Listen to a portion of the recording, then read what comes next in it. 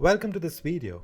In this video, we will see the program which is installed and configured in SC10 controller, and we will see how we can read the status of our safety sensors in the software. So at the moment, if you see, my safety kit is connected to the computer via this USB cable. This cable is required to read-write the information from SC10 controller and also to program the controller. So let's see what do we have in this video. The first step is you have to install the software, which is free of cost from Banner website, and then you just have to start the software. In our case, I will go to my software, Banner Safety Controller. So in this software, you will see in the starting screen, you have two options. One is XS26 or SC26 series of controllers or SC10 series of controller. In my case, I will select this one and click on continue. Once you click on continue, it will take a couple of seconds to prepare your starting screen for monitoring the devices. So we wait for the screen to appear, and then I'm going to tell you how you can read the inputs. So for this video, I will open the program which I've already made in the software. And very important step, Banner says the Banner is not responsible for any injuries or problem caused by the safety circuits, because as a programmer or a qualified person, we are totally responsible for what we program in the safety devices. So these terms and conditions are mandatory to read and continue. Okay, now if you see here, we have different blocks for our controller. The first block says equipment, and this is our SC10 controller with the two outputs. And here you can add more inputs.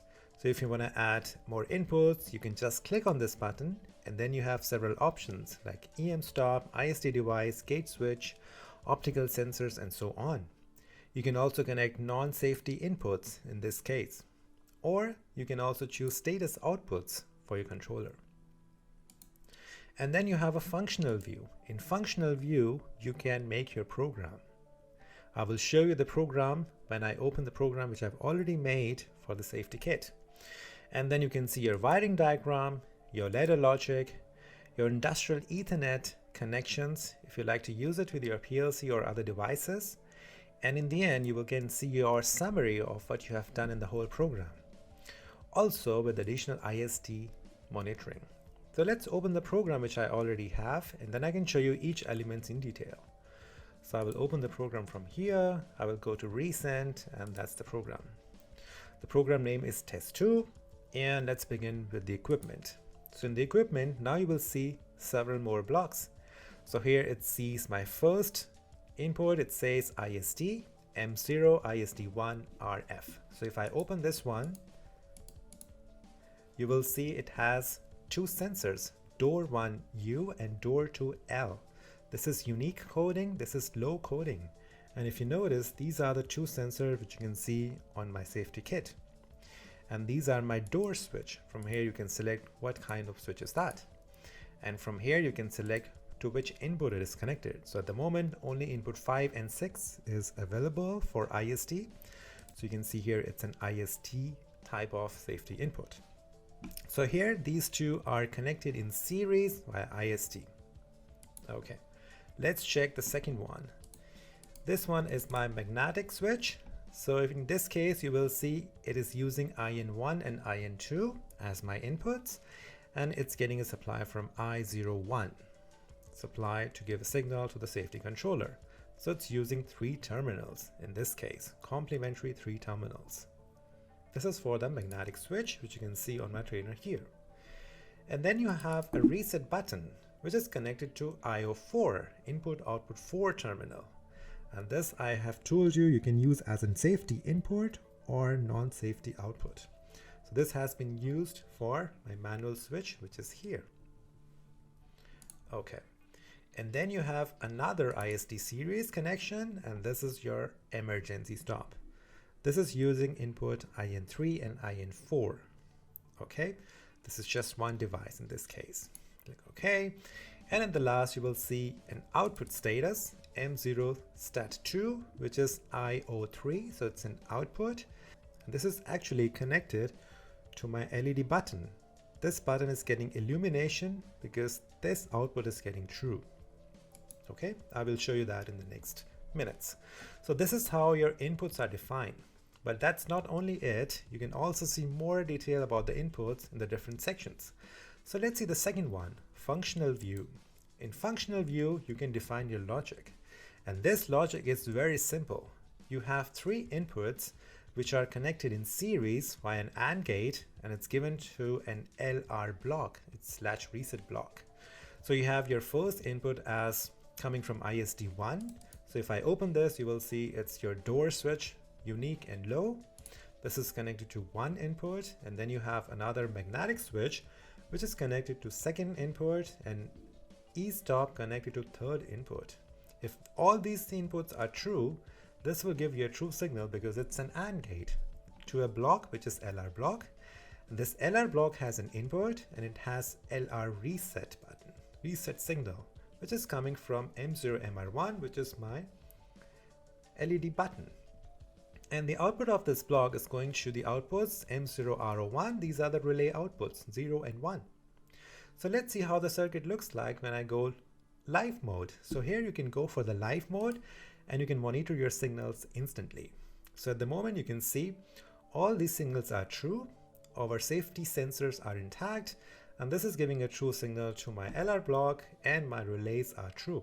So this is the safe conditions. When the outputs are in true state, that signify the safe condition. So let's see what will happen if any of the safety input is broken.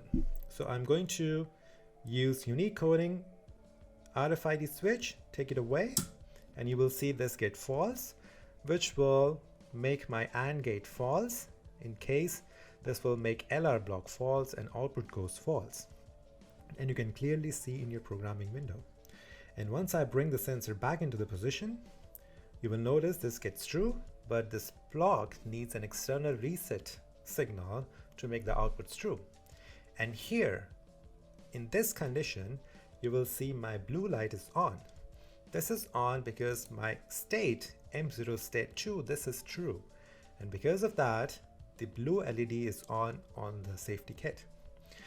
So if I press this button, this will reset my LR block and my outputs are again in true state. My circuit is in safe conditions. Let's see what happens in the wiring diagram. Here you can clearly see how the controller has been wired. So it's a very nice overview to show you the status and the wiring. So IN6 and IN5, this was for my RFID switches, chain for low and unique coding. This is for my magnetic switch. This is the status from the button, push button. And this is another ISD series for E-stop. And this is the STAT2 I03, which is connected to, I told you, to the button for the light. And these are the status of the outputs. And here you can also see the power status. All right, let's see what do we have in the ladder logic. So once you define your functional view, it will automatically make your ladder logic just for the better understanding. Here, you cannot see the live view, but you can understand the logic. These are the three inputs of the sensor which are connected in series. So when all of these are true, you have a coil CR02, which is true. And if this is true, this will turn on this contact, which is also true. So in case if your safety circuit is false and you bring all these together, this true signal will be blocked here until you press the reset switch. When the reset switch is pressed, CR01 will be latched, and this will make the outputs relays true. And if any of the sensor goes false, CR02 will be false, which will unlatch CR01, and this will unlatch the outputs. And the next way to latch the output is only when all your sensors are true and the reset button is pressed. So this is one way to explain the circuit to someone, and this is automatically generated. How amazing is that? In the next tab, you will see Industrial Ethernet, and there you can define what type of signals you want to read via Ethernet in your PLC, or what kind of signals you want to write to the PLC.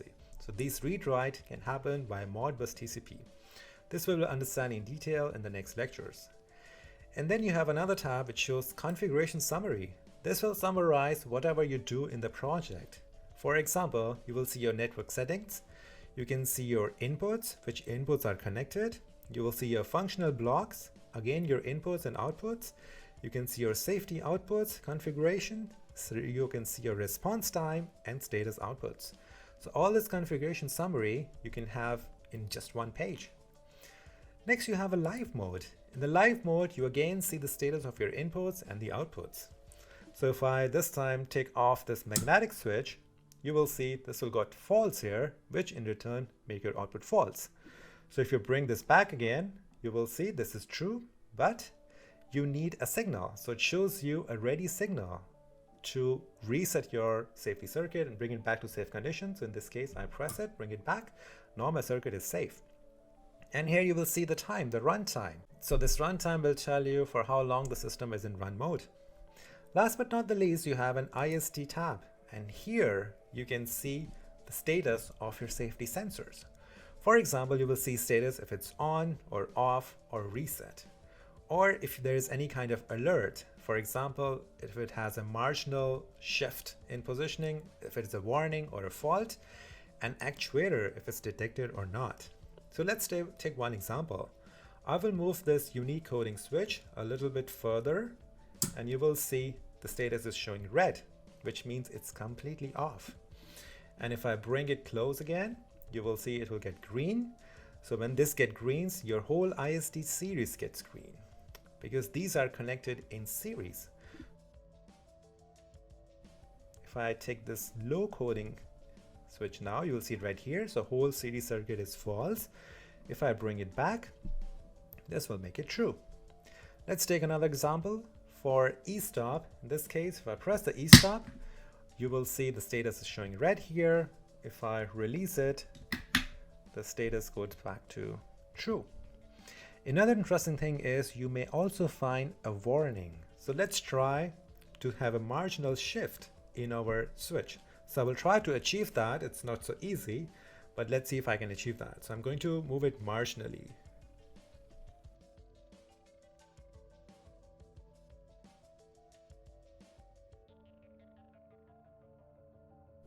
Now in this state, you will see the signal is still connected, but it's not the best state. So it's kind of giving you a diagnostic information. Go ahead, check your sensor. It may have problem in the future.